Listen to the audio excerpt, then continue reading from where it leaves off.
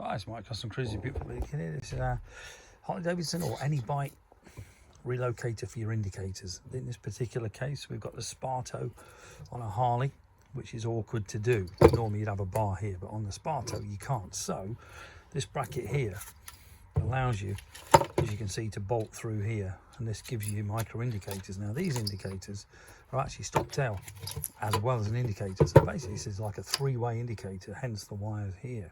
Okay, but this bar, which is what this thing's for, is purely to show you that you can actually fit them on the bike. Now when this is on, you see what I mean, looks pretty cool. So all you're going to see on the bike is that, as opposed to a great big horrible bracket Harley use that come off the rear struts and shoves back. But this is a very good option.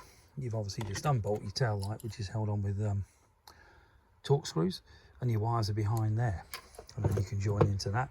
Well, we've actually removed them and put new plugs on. So if you're interested in any great stuff like this, give us a call, 01773 835 666, customcruisers.com, or the new site customcruisers.eu. Thank you.